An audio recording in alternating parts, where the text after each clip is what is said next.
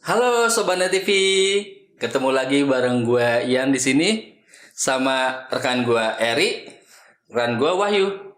Tapi pada kemana semua nih? Ya udahlah, ntar juga ada orangnya. Simak terus ya di Net TV Entertain.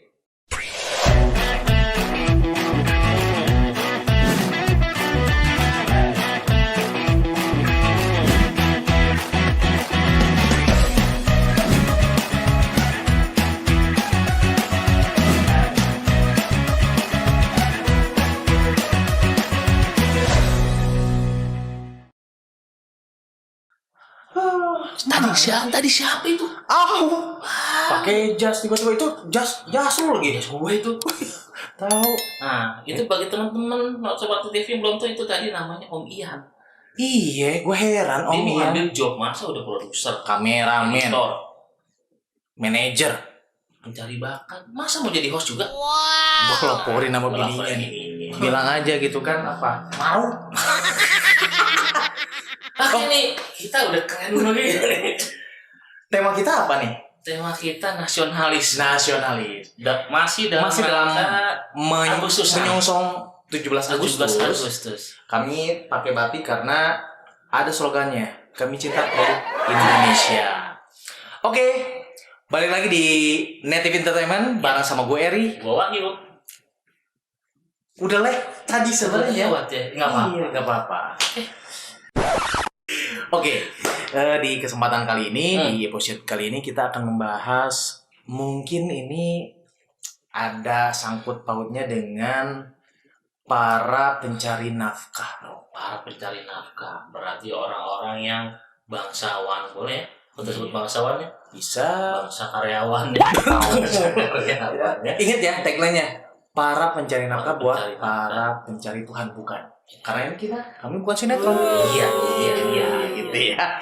Ya garing-garing gimana nggak apa-apa lah. Yang penting Yang fun. happy aja ya. Happy aja. Nah, ngomong masalah para pencari nafkah tadi, umumnya kan di situasi pandemi. Nah, yang jadi permasalahan itu adalah sebelum kita bahas lebih panjang lebar mengenai proteksi income tadi ya. Kita itu kan sekarang sedang menghadapi era-eranya di mana kehidupan itu lagi turun banget. Nah, ngomong masalah tadi di episode yang sebelumnya, Wahyu kan sempat ngejelasin mengenai dana darurat, terus dana kehidupan sehari-hari, biaya harian, keranjang keuangan, pengaman aset. Nah, ngomong-ngomong ke masalah keranjang keuangan tadi, ini mungkin ada kaitannya. Ngomong masalah basic itu kan termasuk kayak kehidupan sehari-hari ya. Kita biaya sehari itu contoh misalkan kalau kita punya anak kan itu biasanya untuk biaya anak sekolah. Iya, benar. Ya, terus lagi mungkin kalau untuk teman-teman yang masih di basic itu kan biasanya sedang mempersiapkan rumah, ya udahlah cicilan KPR. Iya. Oke, terus ada lagi ya banyak cicilan TA segala macam. Cicilan apa tuh? KTB, bermotor, kendaraan ya. Cicilan apa lagi? Ya bahkan mungkin biaya untuk pensiun nanti. Kan kalau pegawai sih biasanya ada potongan gaji ya seberapa persen gitu ya. Itu dipakai untuk nanti dana pensiun. Begitu udah nggak dilanjutkan atau misalnya masuk usia pensiun 55 atau 58 ya. Nah itu dana itu dibalikin lagi ke karyawan tersebut.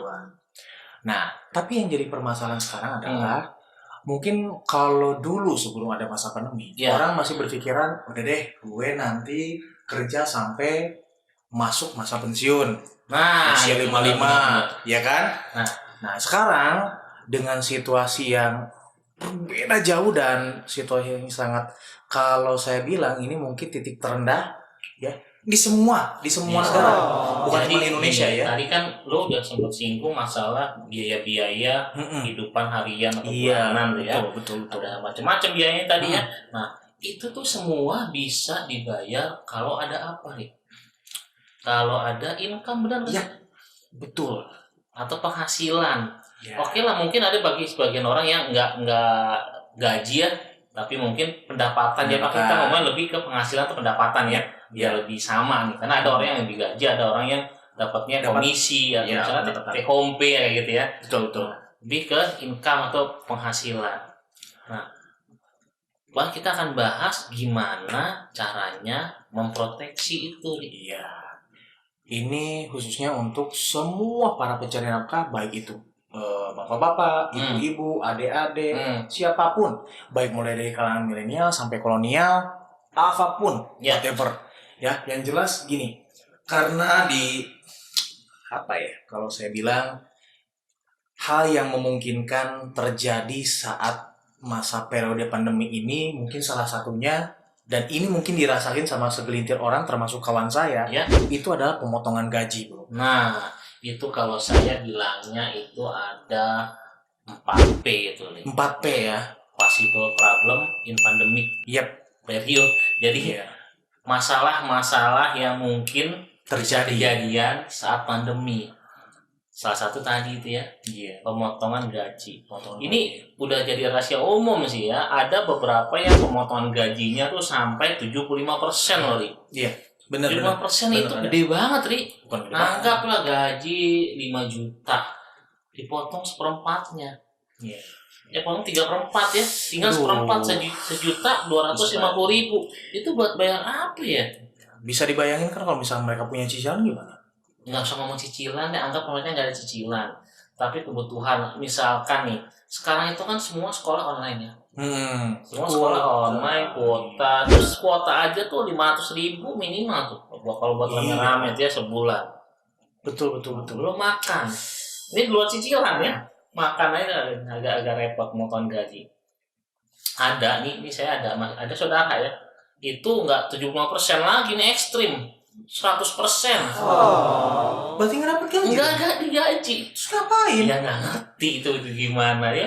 Banyak, mungkin nggak cuma saudara saya, ada beberapa ya. Banyak di luar sana yang mungkin perusahaannya nggak bisa ngegaji, ya akhirnya dipotong. Bisa potong 50%, ada 75%, bahkan kayak tadi itu kerja tapi nggak digaji. Nah, konon katanya bukan cuma karyawan swasta yang terkena dampak ini, bahkan salah satunya ada pegawai negeri sipil kita yang mungkin pemotongan dari TKD atau yang lain sebagainya. Iya, ya pemotongan ada sih kalau kayak gitu.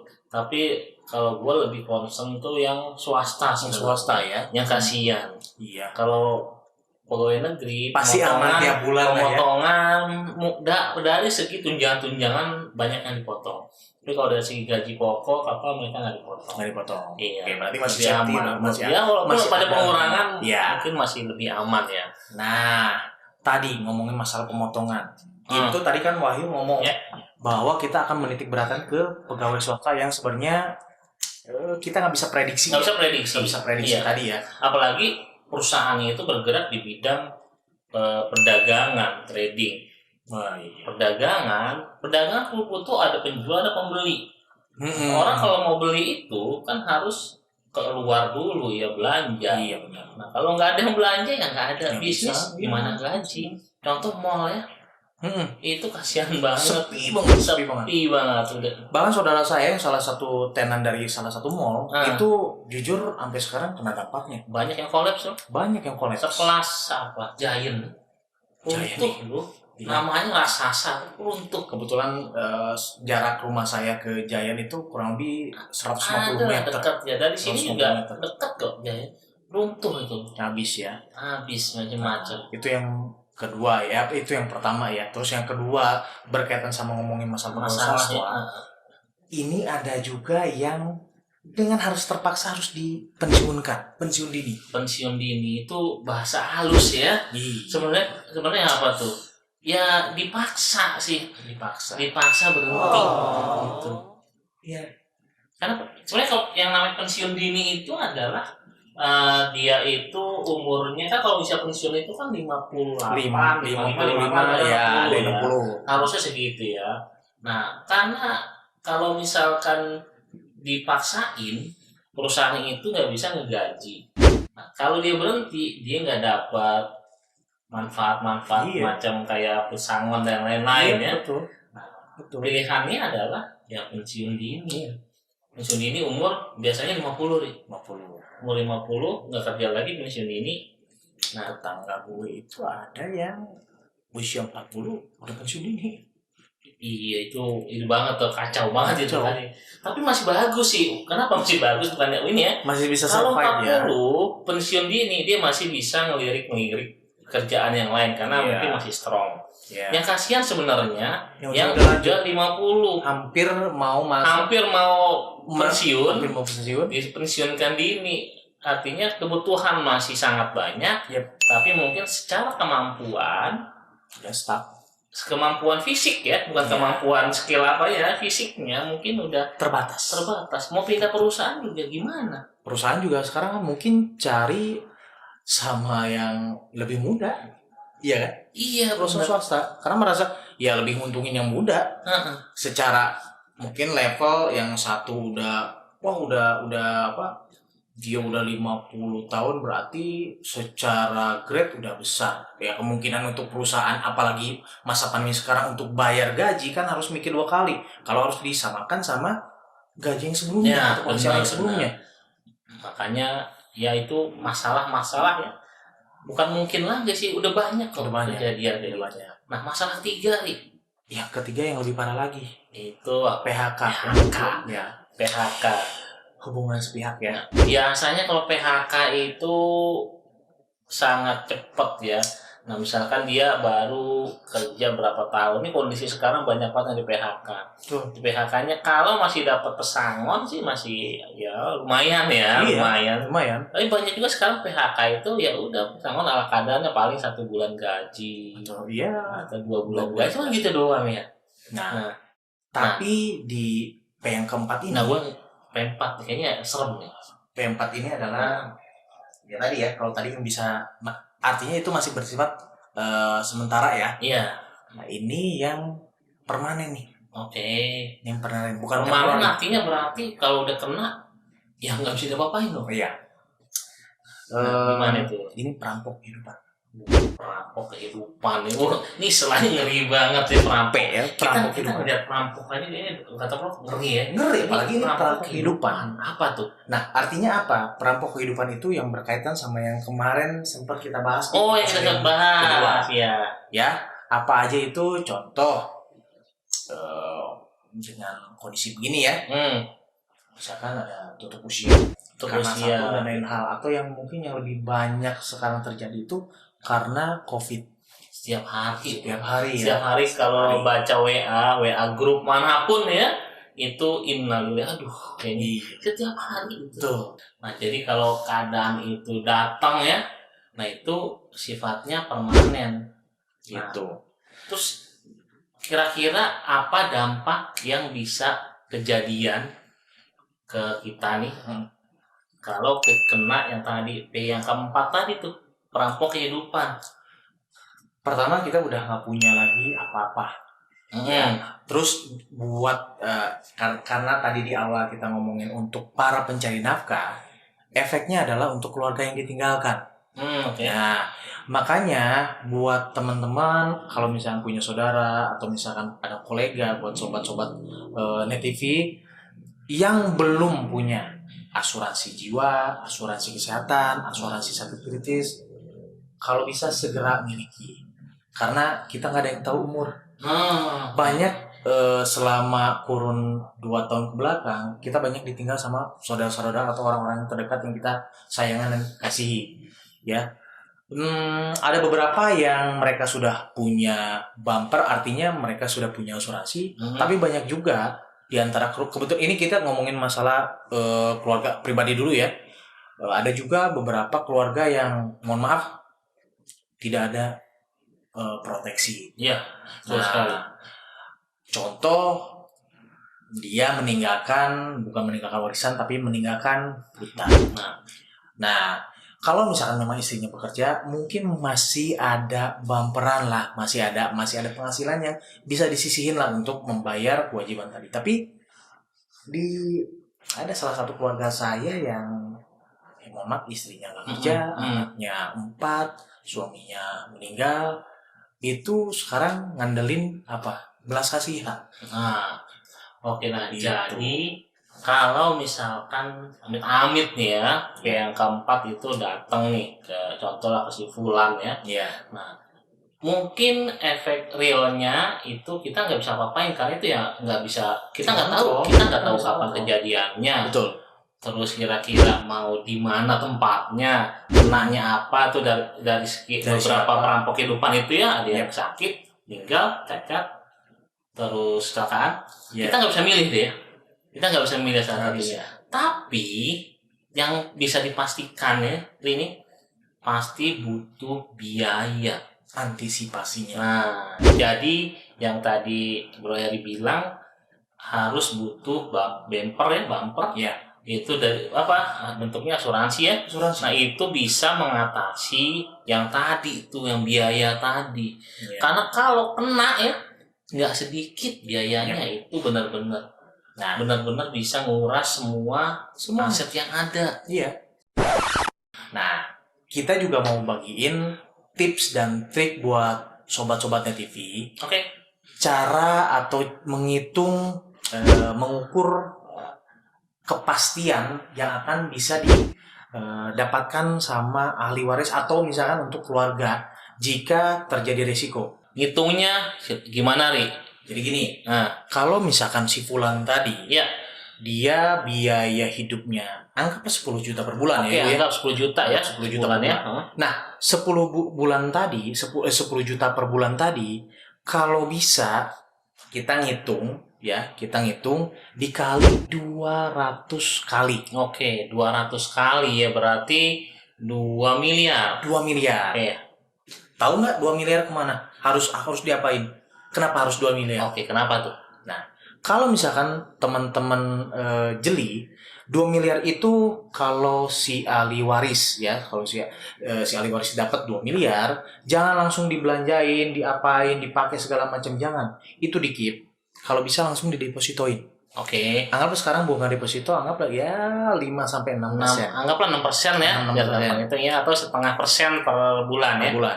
Nah, kalau dipartisi selama per bulan, selama setahun ya, per bulannya itu dapat sesuai dengan biaya hidup selama si Fulan tadi masih ada. Oke, jadi gue bantu recap nih ya. Ya. Nah, jadi kan pengeluaran anggaplah si Fulan 10 juta ya. Yup. 10 juta per bulan. Dia itu harus punya asuransi jiwa sebesar 200 kali lipatnya, which is 2 miliar. 2 2 miliar tuh buat apa? Buat ahli waris taruh di deposito. Ya. Dengan rate yang 6%, kita kira-kira aja 6% per tahun atau 0,5% per bulan. Nah, bunga deposito itu 0,5% dikali 2 miliar itu nilainya 10 juta. Nah, jadi misalkan si Fulan ini udah nggak ada, keluarganya itu masih bisa survive, lifestyle-nya terjaga, nggak usah minta kanan kiri, minta sumbangan, hidup masih tetap berjalan gitu. Kayak gitu bener ya? Betul banget yuk. Oke, nah ini gue sebutnya tuh bisnis 1M bro. Apa tuh? Nanti ya. Nah, nanti kita akan kupas tuntas tuh bisnis 1M tuh apa tuh. Nah, ini menarik banget. Jadi pastikan sobatnya TV udah pantengin, subscribe dulu, komentar dulu. Kenapa harus subscribe bro? Supaya channel kita jauh lebih berkembang. Pertama itu. Terus apa lagi? Kedua, nanti dari teman-teman saat kita subscribe kita di 1000 ya, 1000 subscriber. Iya. Nanti kita akan mulai kasih giveaway bro. Kita kasih giveaway buat sobatnya TV. Ya, nah, sobatnya TV. Terus jangan lupa pencet lonceng merahnya tuh notifikasi. Supaya tidak ketinggalan. Jadi kalau udah subscribe, ada notifikasi, begitu ada info baru, teman-teman sobatnya TV jadi yang pertama ngeliat nih. Sip. Dan kita juga tidak menutup kemungkinan kita kasih free charge ya untuk promoin, iklanin usaha-usaha teman-teman selama masa pandemi ini, khususnya usaha UMKM dan sejenisnya. Iya benar, khusus UMKM ya sobat ya. Kayaknya untuk episode kali ini gak usah panjang-panjang. Gitu. Kalau masih penasaran, cek di itu kolom komen kurang apa ya, nanti akan kita tambahin deh infonya. Iya. Nah, Nah, itu aja kali Itu ya. aja ya. Oke, gua Ya. Wahyu, Gue Eri, salam duit, doa, usaha iman. dan tawakal. Yuk, assalamualaikum warahmatullahi wabarakatuh. Waalaikumsalam warahmatullahi wabarakatuh.